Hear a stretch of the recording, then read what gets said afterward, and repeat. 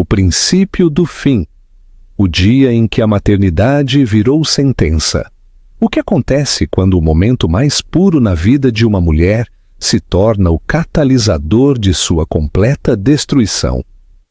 Imagine Helena Bittencourt, deitada no silêncio impecável de um quarto de maternidade na maternidade Prumatre Paulista, em São Paulo. Ela segurava seus 2 recém-nascidos e acreditava que seu mundo estava completo. Ela tinha uma vida perfeita, um marido bilionário e agora uma família.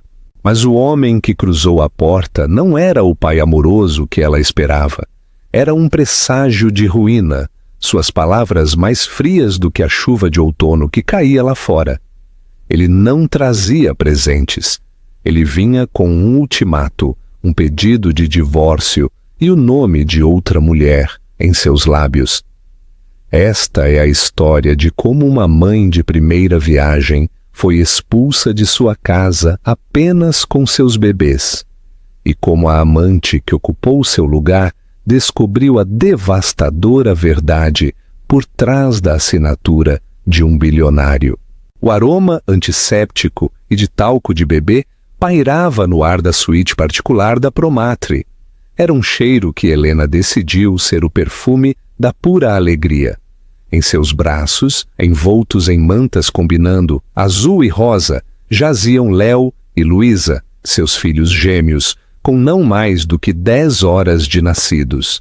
Cada pequena respiração que eles davam parecia se sincronizar com as batidas de seu próprio coração.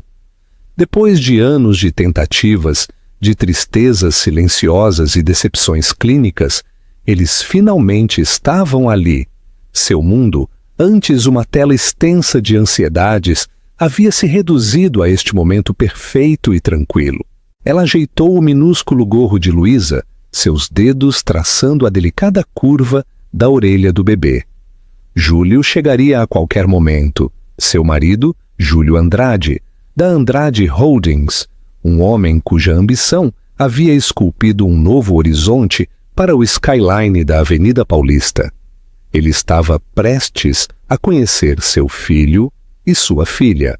Ela imaginou seu rosto, a maneira como sua fachada corporativa protegida se derreteria ao segurá-los. Ele estivera distante ultimamente, estressado com uma nova aquisição no Rio de Janeiro. Ele disse: longas noites no escritório, telefonemas sussurrados. Mas isso, ela pensou, isso mudaria tudo. Os gêmeos seriam a cola, a âncora para trazer sua atenção errante de volta para casa.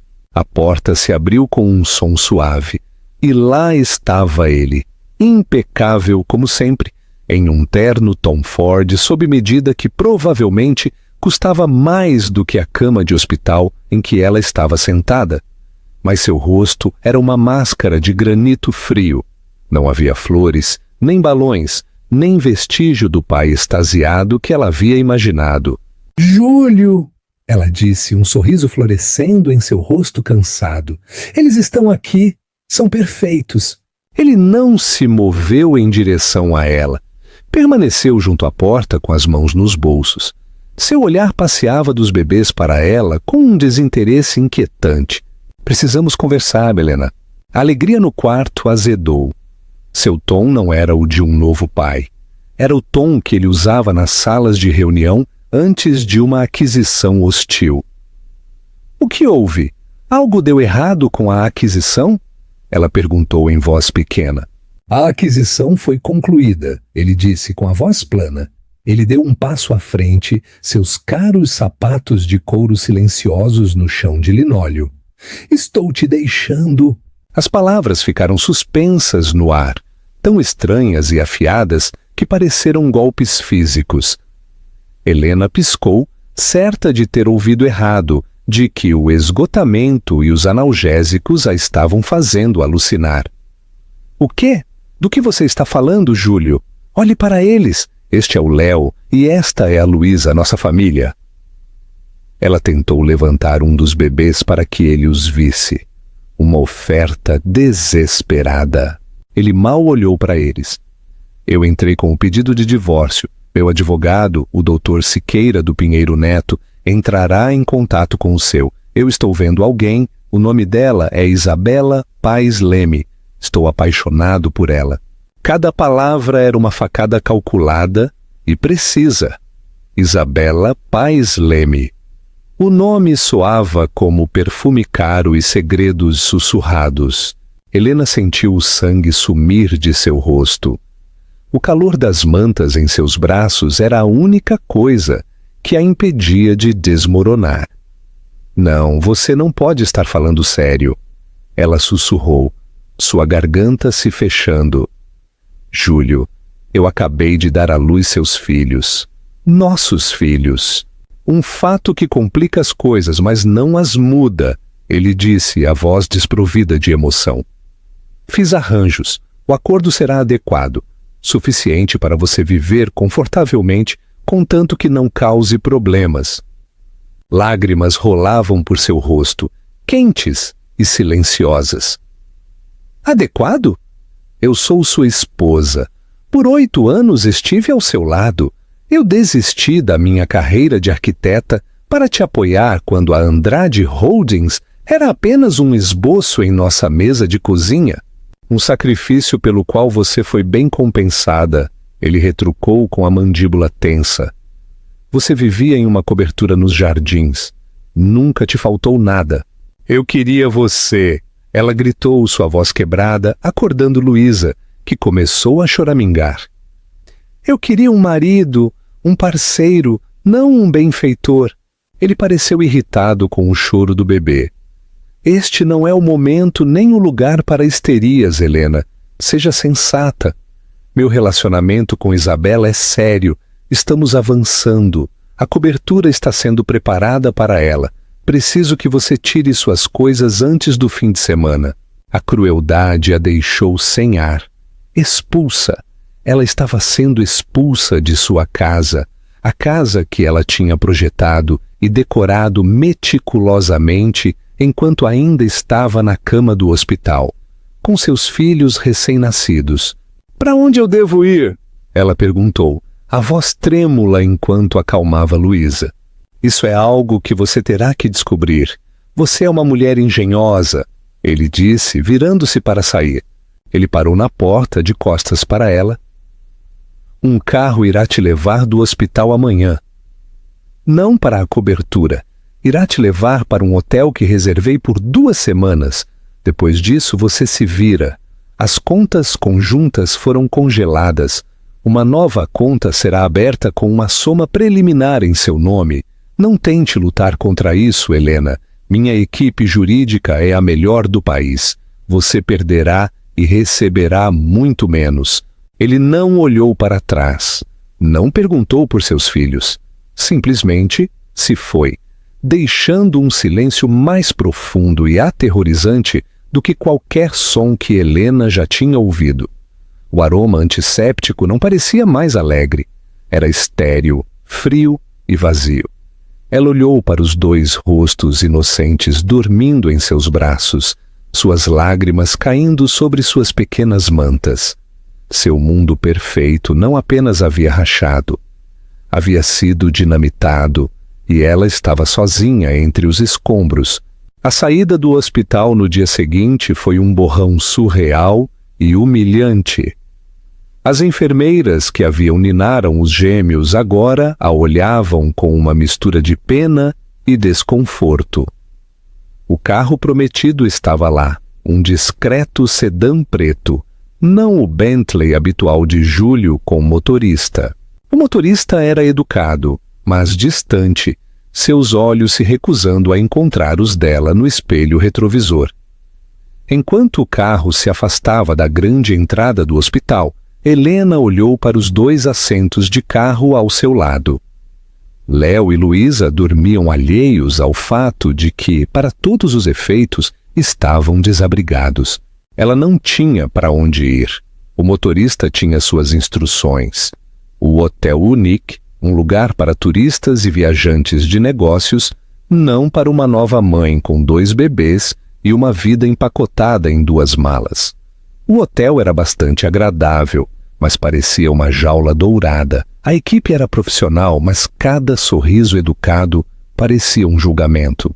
Por 2 dias, Helena operou no piloto automático. Alimentar os bebês, trocar os bebês, ninar os bebês para dormir.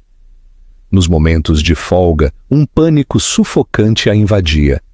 Ela tentou ligar para Júlio, mas seu número ia direto para a caixa postal. Ela tentou sua assistente, uma mulher que conhecia há anos, que a informou em um tom profissional e cortante que toda a comunicação deveria agora passar pelo Dr. Siqueira. No 3º dia, a realidade a atingiu como um trem de carga. Ela tentou pedir fraldas e fórmula através de um aplicativo usando o cartão de crédito de sua conta conjunta. Negada. Ela tentou outra. Negada. Um terror frio percorreu suas costas. Ela fez login em seu aplicativo de banco móvel. O familiar e confortável saldo da conta corrente conjunta havia sumido. Em seu lugar havia um 0. Como ele havia prometido, uma nova conta foi aberta em seu nome. Helena Bittencourt, seu sobrenome de solteira. O saldo era de R$150 mil, R$150 mil. Para Júlio, era troco. Para ela, era um pacote de indenização. Um insulto. Não duraria 2 meses em São Paulo, não com 2 filhos. O pânico deu lugar a uma clareza assustadora. Ele estava realmente a apagando. Não apenas de sua vida, mas da vida que haviam construído. Ela não era mais a senhora Andrade. Ela era Helena Bittencourt, uma mãe solteira, em um quarto de hotel temporário com fundos minguantes. Havia uma pessoa para quem ela poderia ligar, sua melhor amiga da faculdade, Clara Mesquita. Clara não era apenas uma amiga, era uma litigante tenaz, em um pequeno, mas agressivo escritório de advocacia de família no centro de São Paulo. Suas mãos tremeram ao discar o número. Clara atendeu no 2º toque. Helena, está tudo bem? Tenho tentado te ligar. Como estão os pequenos? O som da voz calorosa e constante de sua amiga rompeu a barreira. Um soluço escapou dos lábios de Helena, cru e rasgado. Clara, ele me deixou. Ela contou toda a história, as palavras saindo aos tropeços entre engasgos e lágrimas. O hospital, Isabela Paes Leme, as contas congeladas, o hotel. Clara ficou em silêncio do outro lado, deixando-a falar. Quando Helena terminou, a voz rouca, a resposta de Clara foi imediata e feroz. Certo, fique onde está. Não fale com ninguém do lado dele. Não assine nada. Estou indo para aí. 1 hora depois, Clara invadiu o quarto do hotel. Seu cabelo ruivo de fogo, um forte contraste com a decoração bege do quarto. Ela olhou para Helena, pálida e exausta, e para os 2 pequenos bebês dormindo em seus berços portáteis, e sua expressão endureceu. Ela abraçou Helena com força. Ele é um monstro! Clara sussurrou em seu cabelo. Mas monstros podem ser derrotados. Nós vamos lutar contra ele, Helena. Nós vamos sangrá-lo. Como? Perguntou Helena, afastando-se, os olhos inchados. Ele tem o Pinheiro Neto. Ele tem dinheiro infinito. Helena gesticulou para o quarto de hotel impessoal. Você tem a verdade. E você tem os filhos dele, disse Clara, seus olhos brilhando com fogo estratégico. Isso é uma vantagem, mas primeiro, o primeiro. Precisamos tirar você daqui. Este lugar é um ralo de dinheiro e é psicologicamente prejudicial. Precisamos encontrar um lugar para você morar, um lugar de verdade. Durante a semana seguinte, Clara se tornou sua general. Enquanto Helena cuidava dos recém-nascidos, Clara trabalhava nos telefones. Ela descobriu que encontrar um apartamento acessível de curto prazo em São Paulo para uma mulher sem renda atual, sem histórico de crédito em seu próprio nome e com 2 bebês era quase impossível. Os 150.000 reais eram uma prisão, o suficiente para desqualificá-la para a maioria dos auxílios, mas nem de longe o suficiente para garantir um lar adequado. O desespero começou a surgir novamente. Suas 2 semanas no hotel estavam quase terminando. Em uma tarde chuvosa, Clara voltou ao hotel parecendo cansada, mas determinada. "Tenho uma pista", ela disse, tirando o casaco molhado. "Não é nos jardins, não é nem perto. É um apartamento térreo em um prédio no bairro da Muca. A senhoria é uma antiga cliente minha, uma senhora mais velha e cascuda chamada Dona Carmen. Eu a ajudei com o testamento do marido pro bono alguns anos atrás. Ela me deve um favor. É pequeno, mas é seguro, e ela está disposta a alugar para você mês a mês, sem verificação de crédito e com 3 meses adiantados." Muca. Parecia um país diferente, um mundo à parte dos condomínios fechados e porteiros de sua antiga vida, mas era um salva-vidas. "Eu aceito", disse Helena sem hesitar. A mudança foi tão sombria quanto o seu despejo. Elas pegaram um táxi, os assentos de carro dos gêmeos, 2 malas e uma caixa de suprimentos para bebês, lotando o porta-malas e o banco de trás. Enquanto o táxi cruzava a Avenida 23 de Maio, Helena olhou para o horizonte reluzente de São Paulo, a Torre Andrade Holdings, a mais alta de todas, um monumento ao homem que a havia descartado. O apartamento era exatamente como Clara o havia descrito. Pequeno. A sala de estar e a kitchenette eram um único cômodo, com um pequeno quarto e um banheiro ao lado. Os móveis eram antigos, mas limpos.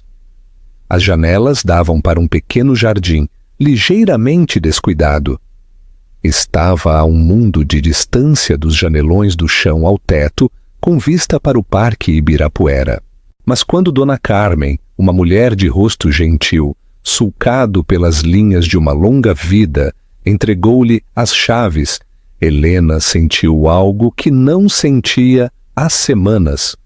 Um vislumbre de autonomia. Este não era um lar que Júlio havia comprado. Era um lar que ela havia conseguido, por mais precariamente que fosse. Naquela noite, depois de colocar os bebês em seus berços de viagem no quarto, Helena sentou-se no sofá desconfortável, com a luz fraca da sala. Os sons da cidade eram diferentes ali. Não o zumbido distante do tráfego, mas o chocalhar do metrô, as risadas das pessoas na rua, o latido do cachorro de um vizinho. Era barulhento, cru e real. Ela olhou para suas mãos, não mais adornadas com o enorme diamante que Júlio lhe havia dado. Eram apenas mãos. Mãos que podiam trocar fraldas, segurar seus filhos e, esperava, reconstruir uma vida das cinzas. A queda havia sido brutal, mas ali, neste pequeno apartamento térreo na Muca, o chão parecia sólido sob seus pés pela primeira vez. Os primeiros meses na Muca foram um cadinho. A vida se tornou um ciclo implacável de alimentar, trocar e acalmar. Tudo dentro dos confins apertados do apartamento. O sono era um luxo esquecido, medido em incrementos de 45 minutos. O fantasma de sua vida passada era um visitante constante e indesejado. Às vezes, enquanto esquentava uma mamadeira às 3 da manhã, ela se refletia na janela escura da cozinha e não reconhecia a mulher que a olhava. O cabelo despenteado, as olheiras, vestindo uma camiseta manchada.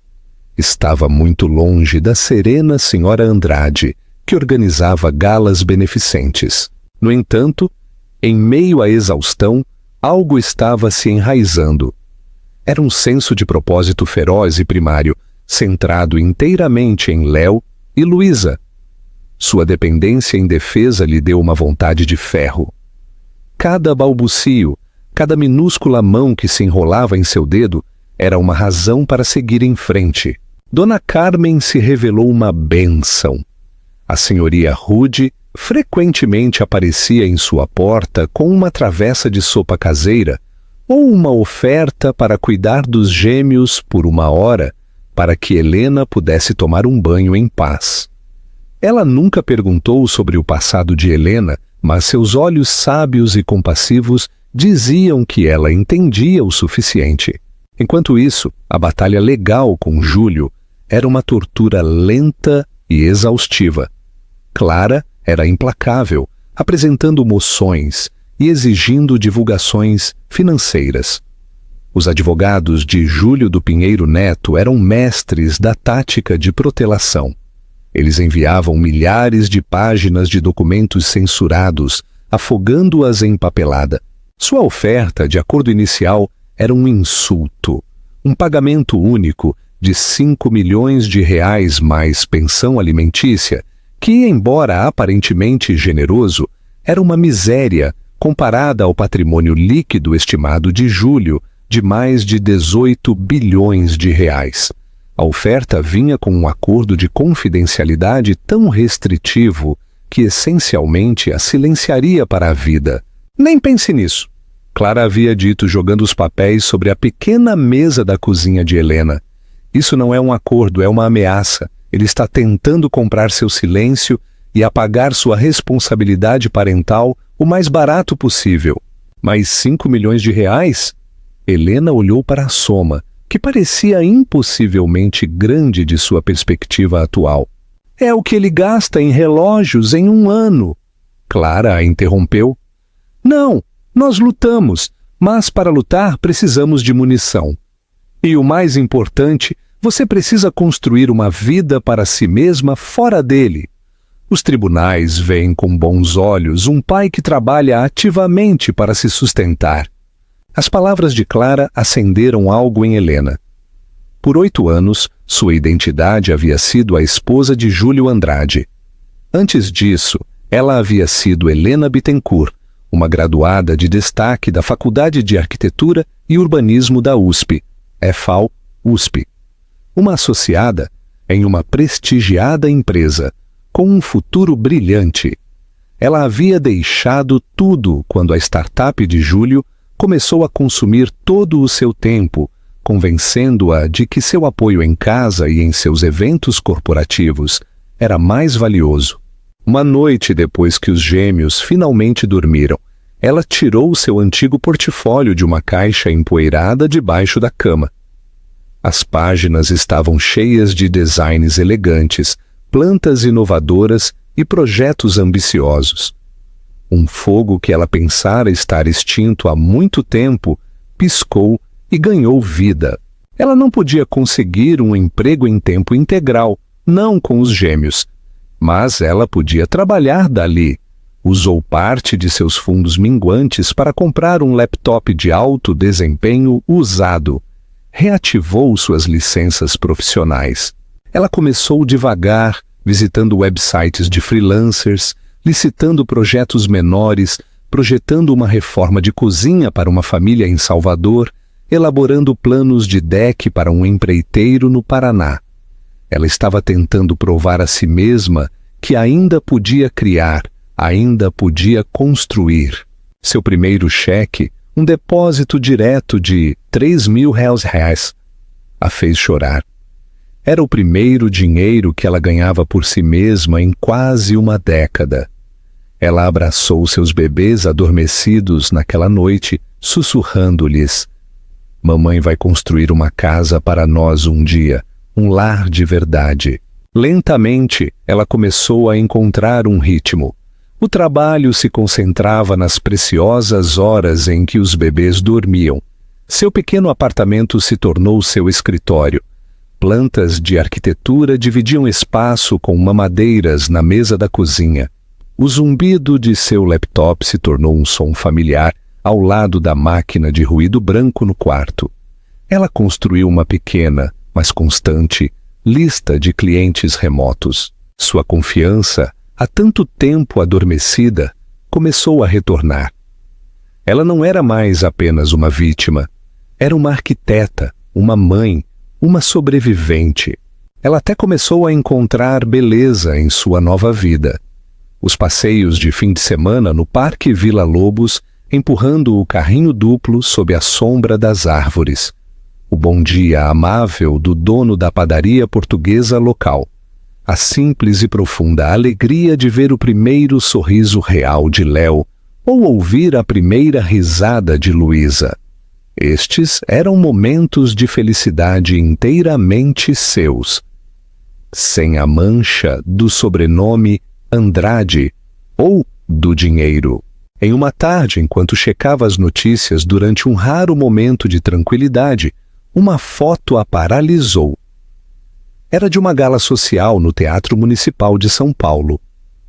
Júlio estava com o braço em volta de uma mulher incrivelmente bonita, com olhos escuros e inteligentes e uma cascata de cabelo preto. A legenda dizia: o bilionário Júlio Andrade e sua nova parceira, a célebre curadora de arte Isabela Paes Leme, fazem sua estreia pública.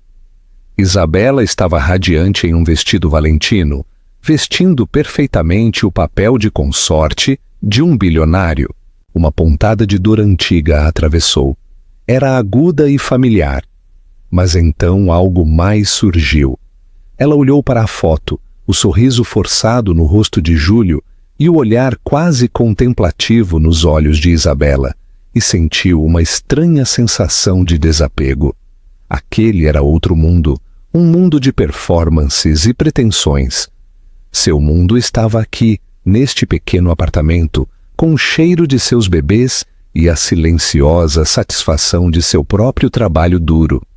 A lenta subida era árdua, mas a vista, ela estava percebendo, era inteiramente dela.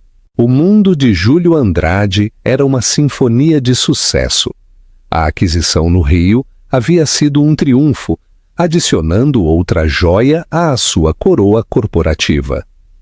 Ele e Isabela eram o novo casal poderoso da cidade, seus rostos enfeitando as páginas da Forbes e da Vogue Brasil. Ele a instalou na cobertura dos jardins que ele havia redecorado completamente ao gosto dela, apagando todo o vestígio de Helena.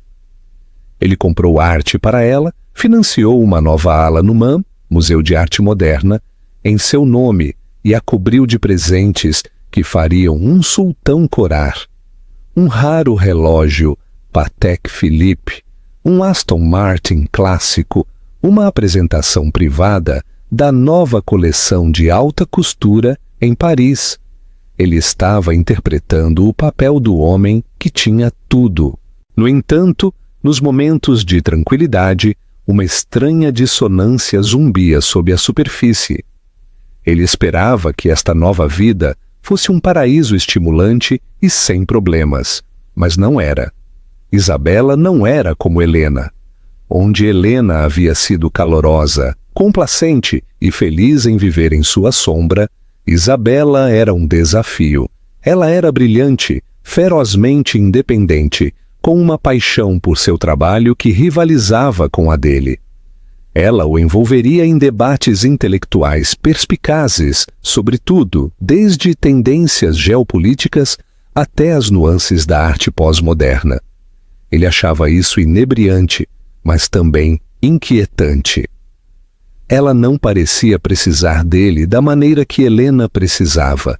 Às vezes ele a pegava olhando para ele com uma expressão que não conseguia decifrar. Uma noite, ele a presenteou com as chaves de um novo iate que ele havia nomeado Isabela. Ele esperava euforia. Em vez disso, ela olhou para as chaves em sua mão e depois para ele com um leve sorriso melancólico nos lábios. É lindo, Júlio, ela disse com a voz suave. Mas você sabe que não precisa fazer isso. Eu quero fazer, ele insistiu. Eu quero te dar tudo.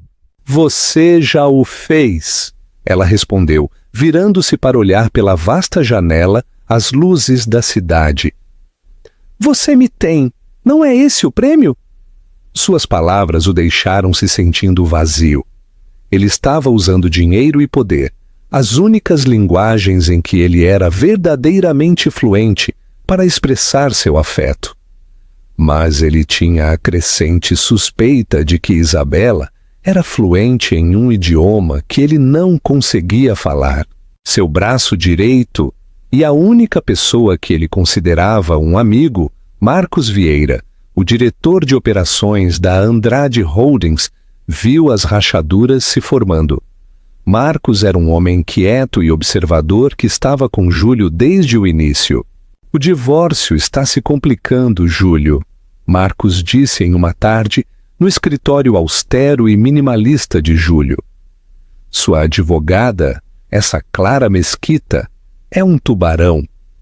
Ela está exigindo uma auditoria forense completa das holdings nas Ilhas Cayman. Deixe o Siqueira lidar com isso. Protelar. Enterre-os em papelada, Júlio disse desdenhosamente enquanto revisava relatórios de mercado em seu tablet. Marcos hesitou. Então ele insistiu. E a imagem não é boa. Chutar sua esposa para fora logo após ela dar à luz seus filhos está deixando alguns membros do conselho nervosos. Aqueles com família. A cabeça de Júlio se ergueu, seus olhos faiscando de raiva. Minha vida pessoal é minha e eu estou sustentando eles. Eu enviei uma oferta perfeitamente razoável. Uma oferta que para você era um erro de arredondamento. E você sabe disso. Marcos disse calmamente. Olha, eu não te julgo por se apaixonar por Isabela. Ela é uma mulher extraordinária, mas a maneira como você lidou com a Helena foi cruel e vai te custar mais a longo prazo do que um acordo generoso teria custado. É uma questão de princípio, Júlio rosnou. Helena acha que tem direito à metade do que eu construí. Ela estava com você quando você estava construindo. Marcos o lembrou suavemente. Lembra quando estávamos tentando conseguir aquela primeira rodada de financiamento? Foi ela quem redesenhou a apresentação. Fez parecer 100 vezes mais profissional. Ela organizou aqueles jantares para investidores no seu pequeno apartamento. Ela foi parte disso. Júlio agitou a mão dispensando a memória. Isso foi há muito tempo, as pessoas mudam. Agora, se me dá licença, tenho uma reserva no DOM. Isabela queria ir. Mas as palavras de Marcos persistiram. Naquela noite no restaurante Michelin, enquanto Isabela falava apaixonadamente sobre uma nova exposição que estava curando, a mente de Júlio divagou. Ele tentou imaginar seus filhos, Léo e Luísa. Ele sabia seus nomes, mas não conseguia evocar seus rostos. Ele nunca os havia segurado. Ele nunca havia sentido aquele aroma de recém-nascido que Helena costumava falar. Uma pontada repentina e aguda o atingiu. Não é arrependimento, ele disse a si mesmo. Era uma curiosidade momentânea, uma ponta solta. Isabela pareceu notar sua distração. Está tudo bem, Júlio? Só pensando no divórcio. Ele mentiu facilmente. Ela olhou para ele, seu olhar penetrante. Como ela está, a Helena? A pergunta o pegou desprevenido. Não sei, bem, eu acho. Ela está sendo cuidada. Isabela tomou um gole de seu vinho, seus olhos escuros o observando por cima da borda do copo. Sabe, para um homem que constrói impérios, você parece ter uma predileção por táticas de terra arrasada em sua vida pessoal. Você percebe que uma vitória que não deixa nada além de cinzas não é realmente uma vitória, certo? As palavras dela eram como o bisturi de um cirurgião, precisas e cortantes. Pela primeira vez, Júlio sentiu um vislumbre de dúvida. Ele era Júlio Andrade? Ele nunca perdia, ele sempre ganhava. Mas, enquanto olhava para a linda e enigmática mulher do outro lado da mesa, ele se perguntou qual era exatamente o prêmio. Ele tinha a mulher, o império, o poder. Mas sua nova jaula dourada parecia estranhamente vazia, e o fantasma da família que ele havia acabado de destruir estava começando a assombrar seus opulentos e silenciosos corredores. Os meses se transformaram em um ano. Os gêmeos comemoraram seu primeiro aniversário com um pequeno cupcake e uma vela no apartamento da Muca. Léo andava, um pequeno explorador determinado, enquanto Luísa se contentava em sentar e observar, seus olhos inteligentes absorvendo tudo. O negócio de freelancer de Helena havia crescido além de seus sonhos mais loucos. Pelo boca a boca, ela havia conseguido um grande contrato para redesenhar um hotel boutique no bairro da Vila Madalena. O trabalho era exigente, mas era dela. Ela contratou uma babá em tempo parcial, uma gentil estudante universitária, o que lhe permitiu ter horas concentradas em seu trabalho. Ela estava finalmente de pé por si mesma. Sua vida era pequena, mas estava cheia. Ela tinha a amizade de Dona Carmen, a risada de seus filhos e a profunda satisfação de seu próprio sucesso. A amargura em relação a Júlio havia desaparecido, substituída por uma determinação férrea. A batalha legal não era mais por vingança, era sobre garantir o futuro de seus filhos e obter o que lhe era devido por seus anos de contribuição. Clara, fiel à sua palavra, havia sido uma guerreira. Ela havia combatido cada protelação, cada moção para indeferimento, com uma tenacidade que enfureceu a cara equipe jurídica de Júlio. Em uma terça-feira chuvosa, Clara ligou, sua voz vibrando com uma energia que Helena não tinha ouvido antes. Preciso que você venha ao meu escritório, agora. E preciso que você traga a caixa grande de armazenamento, aquela com todos os papéis antigos dos primeiros dias do seu casamento, a que está no quartinho de despejo da Dona Carmen. Clara, aquela coisa é enorme. Está cheia de velhas declarações de imposto de renda, recibos. Traga, Helena. Tudo eu tenho num pressentimento. Algumas horas depois, Helena estava no escritório desordenado de Clara, no centro. A caixa estava no meio do chão, cheirando levemente a poeira e memórias. Pelas próximas horas, elas vasculharam uma década de vida juntas, documentada em papel. Velhas fotos de férias, recibos de restaurantes e montanhas de documentos financeiros. O que exatamente estamos procurando? Perguntou Helena, limpando a poeira das mãos. Eu não sei, admitiu Clara, franzindo a testa em concentração. Os advogados de Júlio forneceram os documentos de constituição padrão para a Andrade Holdings. Está tudo no nome dele, mas você estava casada quando ele a fundou. No Ziquiu-Isiuá, isso significa que a valorização do valor da empresa é propriedade conjugal. Eles estão nos combatendo dizendo que o gênio dele é propriedade separada. É um argumento fraco, mas com o dinheiro dele, ele pode estender isso por anos. Estou procurando uma prova irrefutável. Algo que eles tenham negligenciado. Algo que ele tenha negligenciado. Elas trabalharam até tarde da noite, alimentadas por café e pizza delivery. Justo quando Helena estava prestes a desistir, seus dedos roçaram uma pasta grossa de couro no fundo da caixa.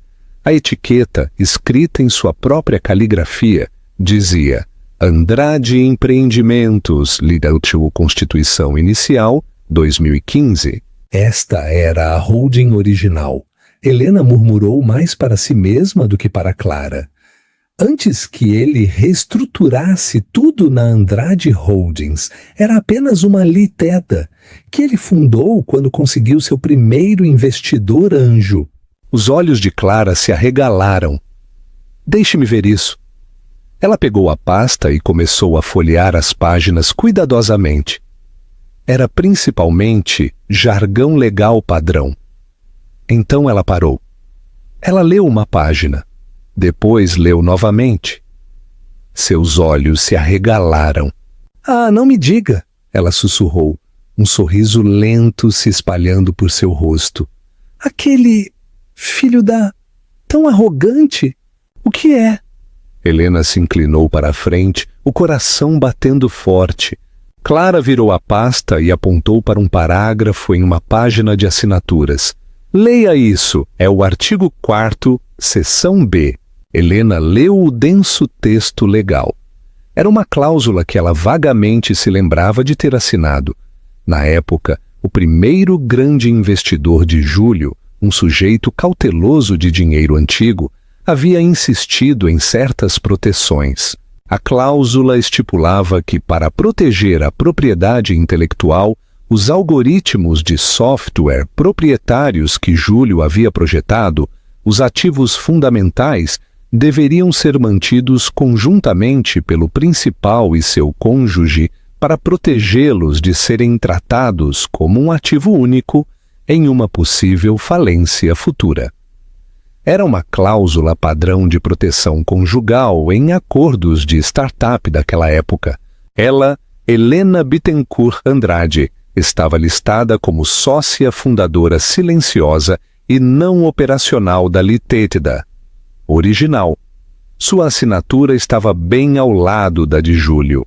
Quando Júlio dissolveu a Litétida e incorporou seus ativos na nova e maior Andrade Holdings, esta cláusula fundacional, esta base de propriedade para o PI Central, havia sido legalmente transferida junto com ela. "O que isso significa?" perguntou Helena, a voz trêmula. Clara se recostou na cadeira, parecendo o gato que acabara de engolir toda a fábrica de canários.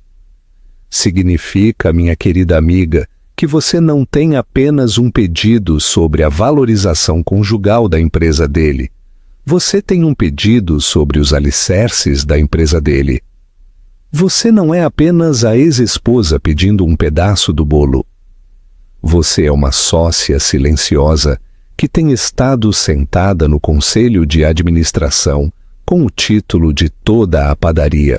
Ou ele esqueceu, ou em sua suprema arrogância, ele pensou que este documento velho e empoeirado nunca veria a luz. Ele tem travado uma guerra na frente errada e acabamos de encontrar o túnel secreto para a sala do trono dele." Helena olhou para o documento, sua própria assinatura de uma vida atrás. Uma assinatura que ela havia feito como uma esposa de apoio, nunca sonhando com seu poder. Uma onda de vertigem a atingiu. "Todo o império dele?" Clara continuou, a voz baixa e triunfante. "Cada arranha-céu, cada hotel, cada aquisição foi construída sobre a base daquele software inicial. De acordo com isso, você é uma proprietária fundacional daquela PI. Ele não pode vendê-la, transferi-la ou alavancá-la sem o seu consentimento, e eu estou disposta a apostar que ele o fez 1 dúzia de vezes." Helena olhou para a amiga, lágrimas brotando de seus olhos. Não de tristeza, mas de uma sensação vertiginosa, assustadora e estimulante de poder. O chão sob os pés de Júlio Andrade acabava de se tornar areia movediça. E ele não fazia ideia. Júlio estava ficando impaciente. O divórcio prolongado era um mosquito zumbindo em volta de sua cabeça. Um incômodo constante. Mais do que isso, era uma fonte de tensão com Isabela. Ela nunca mencionava diretamente, mas ele podia ver em seus olhos. Ela via a batalha legal em curso como um assunto vulgar e indigno. Ela queria que terminasse. Ele queria provar a ela e ao mundo que seu futuro era com ela, completa e irrevogavelmente. Ele decidiu fazer um gesto, um grande gesto, um tão monumental, tão sem precedentes, que silenciaria todos os sussurros e provaria a magnitude de sua devoção. Também, não por coincidência, moveria uma parte significativa de seus ativos para o nome dela, protegendo-os dos olhos indiscretos da equipe jurídica de Helena. Era, em sua mente, uma solução brilhantemente elegante. Ele convocou seus advogados de finanças pessoais, uma equipe diferente dos advogados de divórcio, para seu escritório. "Eu quero fazer uma transferência", ele anunciou, em pé diante deles, com o ar de um imperador romano. Eu quero ceder uma participação majoritária da Andrade Holdings, 51%, para a senhora Isabela Paes Leme. Eu quero que seja estruturado como um presente irrevogável. Eu quero a papelada pronta para sexta-feira. Os advogados trocaram olhares de espanto. O sócio principal, um homem chamado Dr. Vasconcelos, pigarreou. Senhor Andrade, Júlio, um movimento desta magnitude é virtualmente inédito. As implicações fiscais por si só são de tirar o fôlego. E abrir mão de uma participação controladora em sua própria empresa? Eu não estou abrindo mão dela, Júlio o corrigiu. Estou garantindo-a com minha parceira. Isabela é uma estrategista brilhante. Isso consolida nosso futuro pessoal e profissional. Apenas façam. Sua ordem era absoluta. Os advogados, embora profundamente perturbados, começaram a tarefa hercúlea de redigir os documentos. Era a maior transferência privada de ativos que eles já haviam testemunhado. Júlio planejou a assinatura com um estilo teatral. Não seria em um escritório de advocacia chato. Ele alugou o exclusivo restaurante DOM para toda a noite. Seriam apenas os dois, os advogados como testemunhas, e uma refeição com estrela Michelin para comemorar. Ele disse a Isabela para se vestir para uma ocasião especial, mas manteve os detalhes em segredo. Ela chegou deslumbrante, em um vestido preto simples e elegante. Sua curiosidade estava no auge. O restaurante estava vazio, exceto pela mesa deles, que estava discretamente posicionada para oferecer uma vista deslumbrante da Rua da Consolação. Os advogados Vasconcelos e seus associados sentaram-se em uma mesa próxima, com uma grossa pasta de couro descansando à frente deles.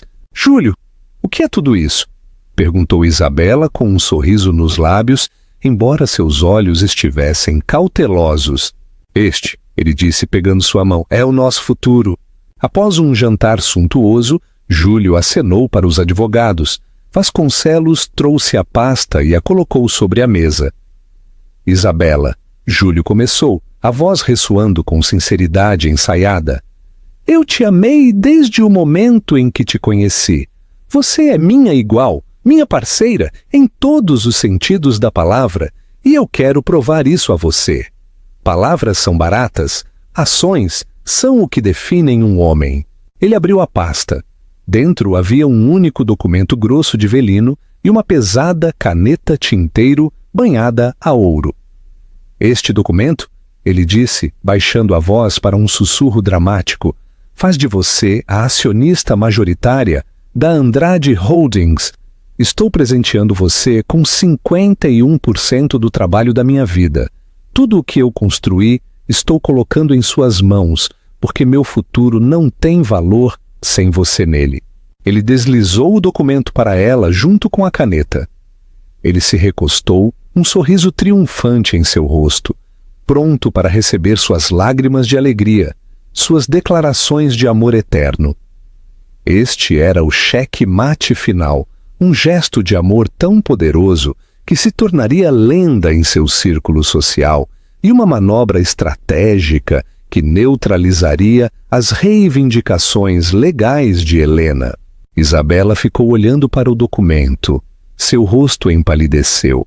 Ela leu o primeiro parágrafo, seus olhos percorrendo a linguagem legal que transferia bilhões de reais em ativos para o nome dela. Sua mão, apoiada na mesa, começou a tremer. O sorriso de Júlio vacilou levemente. Esta não era a reação que ele esperava. Isabela? Ela levantou os olhos do papel. Ele se surpreendeu ao ver que seus olhos estavam marejados. Mas não eram lágrimas de alegria. Sua expressão era de uma tristeza profunda e dilacerante. Tolo, ela sussurrou, a voz embargada pela emoção. Tolo, arrogante e lindo, o que você fez? Ela começou a chorar. Não as lágrimas delicadas e felizes que ele havia imaginado, mas soluços profundos e de partir o coração. Ela empurrou o documento para longe dela como se fosse veneno. Júlio estava atordoado e em silêncio. Os advogados observavam consternados.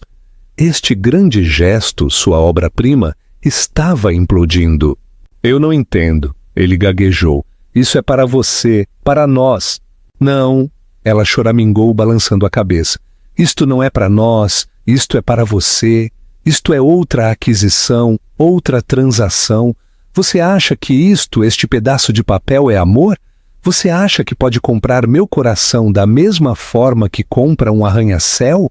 Antes que Júlio pudesse processar suas palavras, o telefone do Dr. Vasconcelos vibrou com urgência. Ele olhou para a tela. Seu rosto ficou pálido. Ele se desculpou e se afastou alguns metros, falando em voz baixa e frenética. Um momento depois, ele voltou para a mesa, sua compostura profissional completamente desaparecida. Júlio, ele disse, a voz tensa de pânico. Era o Siqueira do Pinheiro Neto. Eles acabaram de receber um pacote de correio prioritário da advogada, de Helena Bittencourt. É uma ordem de emergência? Uma ordem judicial? Sob qual fundamento? Júlio cuspiu, sua frustração à flor da pele. Vasconcelos engoliu em seco. Sob o argumento de que o senhor está tentando uma transferência fraudulenta de ativos corporativos fundamentais, copropriedade de uma sócia silenciosa. Ele olhou para Júlio, os olhos arregalados de descrença.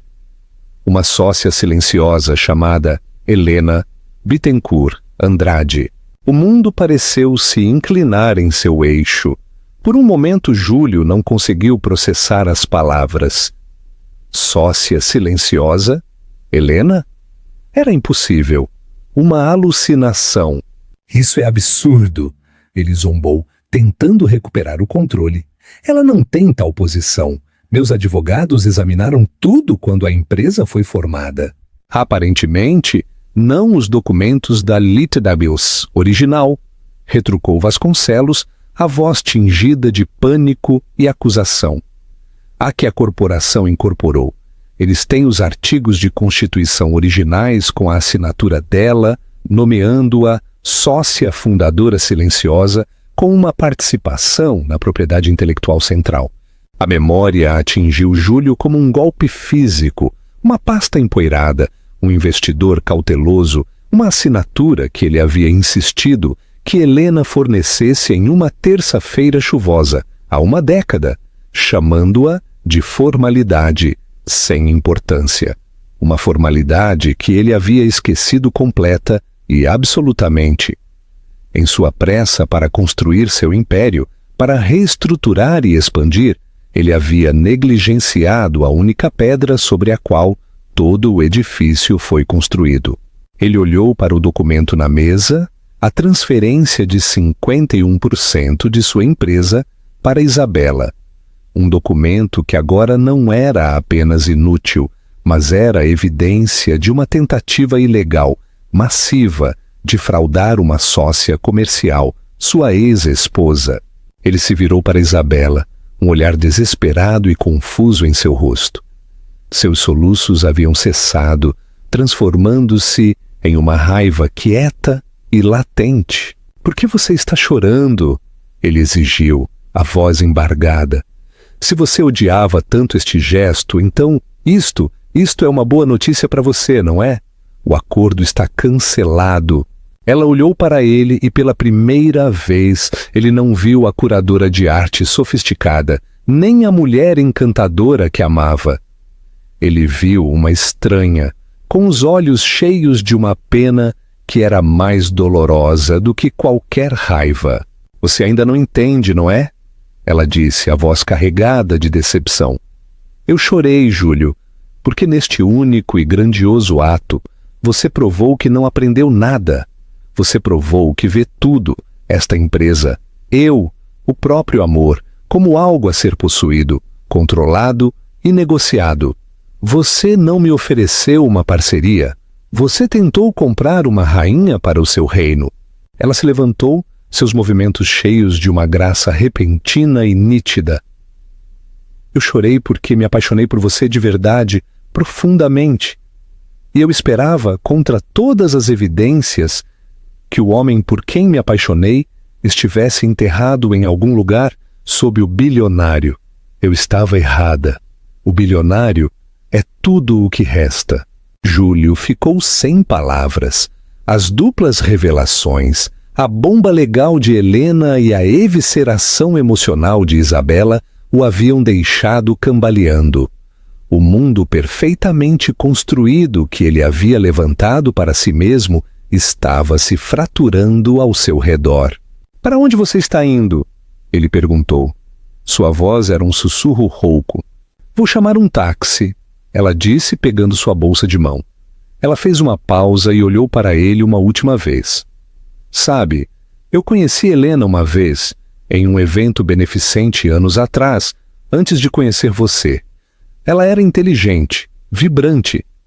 Você a esvaziou para construir seu império e quando ela não era mais útil, você a descartou. E você estava prestes a fazer o mesmo comigo, só que disfarçou com um papel mais bonito. O padrão é o mesmo?" Enquanto ela se afastava, deixando-o sozinho no restaurante cavernoso e vazio, com seus advogados atônitos, outra peça do quebra-cabeça se encaixou na mente destroçada de Júlio. Marcos Vieira, seu amigo quieto e observador, o que o havia avisado, o que sempre parecia ter um respeito estranhamente protetor, quase familiar, por Isabela. "Vieira!" Júlio pronunciou, o nome com gosto de cinzas. "Marcos Vieira, o que ele é para você?" Isabela parou na porta de costas para ele. "O nome completo dele é Marcos Paes Vieira. Ele é meu irmão mais velho." O golpe final. Atingiu. Era uma conspiração, um jogo de longo prazo lindamente orquestrado. Marcos, seu colega mais confiável, tinha visto a podridão nele, o narcisismo autodestrutivo. E ele havia trazido sua irmã, a única pessoa cuja inteligência e integridade Júlio poderia realmente respeitar para tentar salvá-lo de si mesmo. Ou talvez apenas para testemunhar sua inevitável autoimolação. As lágrimas de Isabela não eram apenas pelo fracasso de seu amor. Eram pelo fracasso de sua missão. Júlio não havia sido salvo.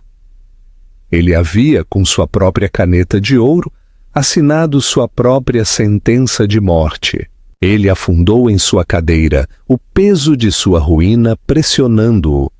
As luzes da cidade lá fora piscaram, alheias ao fato de que o rei daquele horizonte acabara de ser destronado. O desfecho foi rápido e brutal.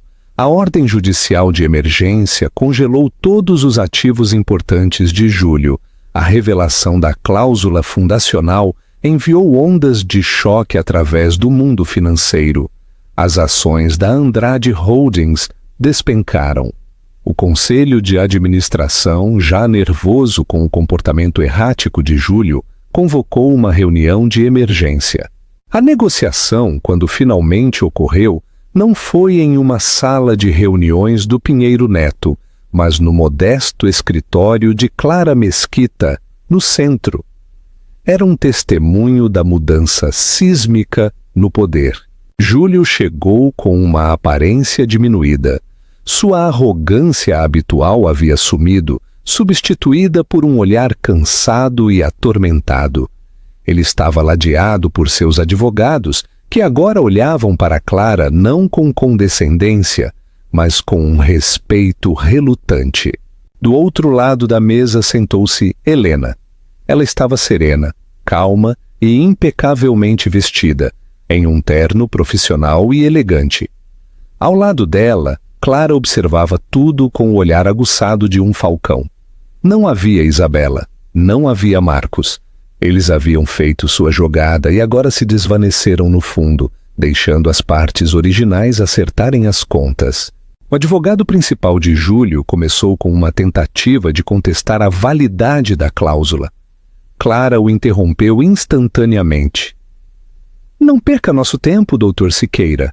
ela disse, deslizando um documento sobre a mesa. Esta é uma declaração juramentada assinada do investidor anjo que insistiu na cláusula confirmando sua intenção. Também temos contadores forenses que rastrearam a linhagem direta da PI da Liteda até seu status atual. Seu cliente cometeu fraude. Fraude deliberada e comprovável contra uma sócia fundadora. Discutiremos isso em um tribunal aberto ou discutiremos um número? A ameaça de um litígio público, de ter sua roupa suja e práticas comerciais fraudulentas expostas ao mundo foi o prego final no caixão. Os ombros de Júlio afundaram em derrota. O que você quer, Helena? Ele perguntou, a voz rouca. Era a primeira vez que ele falava diretamente com ela. Helena olhou para o homem que havia sido todo o seu mundo, o pai de seus filhos, e não sentiu nada. A raiva havia sumido. A dor era um eco distante. Havia apenas uma força tranquila. Eu quero o que é justo, ela disse, a voz clara e firme. Eu quero que meus filhos estejam seguros para o resto de suas vidas, e eu quero o que me é devido pela minha contribuição para o que você construiu, uma contribuição que você tentou apagar. Clara expôs seus termos. Não eram punitivos, eram precisos. Uma participação de 25% na Andrade Holdings, a ser colocada em um fundo fiduciário inquebrável, administrado por um terceiro neutro. Os únicos beneficiários seriam Léo e Luísa Andrade. Deste fundo seriam pagos todos os seus gastos de vida, médicos e educacionais, incluindo estudos de pós-graduação. Ao completarem 25 anos, eles herdariam a participação na íntegra. Para Helena, os termos eram diferentes. Ela não queria a empresa dele, ela queria a dela. Ela exigiu um acordo em dinheiro único de 1,2 bilhão reais, 1 bilhão e 200 milhões de reais.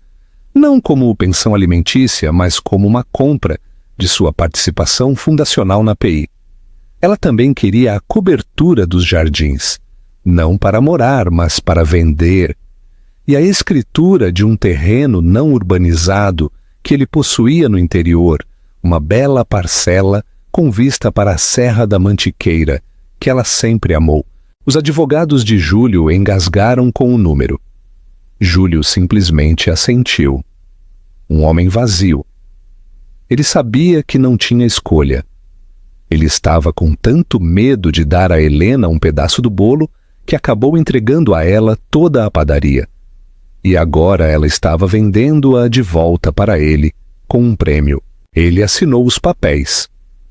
O traço da caneta pareceu infinitamente mais pesado do que o que ele havia tentado usar para ceder sua empresa a Isabela.